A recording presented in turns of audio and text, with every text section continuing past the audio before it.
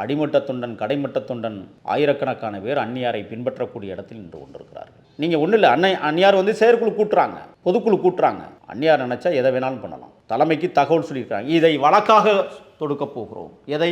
என்னை கட்சியை விட்டு நீக்கிறதுக்கு போலித்தனமாக ஒரு கடிதம். ராஜா ராம் முன்னாள் எம்பி அவருடைய பெயரை பயன்படுத்தி என்னை கட்சியை விட்டு நீக்குகிறார்கள் என்றால் போலித்தனமான ஒரு அரசியலை இவர்கள் செய்வதால் சட்ட ரீதியாக நாங்கள் இதை எடுத்துச் செல்வோம். கிட்டத்தட்ட அண்ணனால் உருவாக்கப்பட்ட 3000 வழக்கறிஞர்கள் கூடி பேசியிருக்கிறார்கள். வழக்கறிஞர்களே 3000 பேர் அந்நியாரை தலைமை பீடத்திற்கு கொண்டு வர வேண்டும் என்று ஒவ்வொருத்தரும் ஆவலாக இருக்கிறார்கள். இறுதியில் வெற்றி பெறப்போவது அன்னி ஆம்ஸ்ட்ராங் அவர்கள் தான். என்ன காரணம்னா, ஒரு நேர்மை இருக்கிறது, அரசியலில் ஒரு தெளிவு இருக்கிறது, போராடக்கூடிய வலிமை இருக்கிறது, எதையும் சாதித்து விடலாம் என்கிற கொள்கை இருக்கிறது. அவங்க பேட்டியில் சொன்னாங்க, நீங்கள் யாருக்காவது பயந்த வரலாறுகள் உண்டான்னு கேட்கும்போது சொன்னாங்க, நான் சட்டத்திற்கு மட்டுமே பயப்படுகிறேன். யாரை நம்பி இருக்கிறீர்கள்? சட்டத்தை மட்டுமே நம்பி இருக்கிறேன் என்று சொல்லுகிற அளவிற்கு இந்த சட்டத்தின் மீது வைத்திருக்கிற நம்பிக்கை அடுத்த கட்ட நகர்வுகளுக்கு அவர்களை இழுத்துச் செல்கிறது என்பதற்கு சான்று வேறு என்ன சொல்ல முடியும்?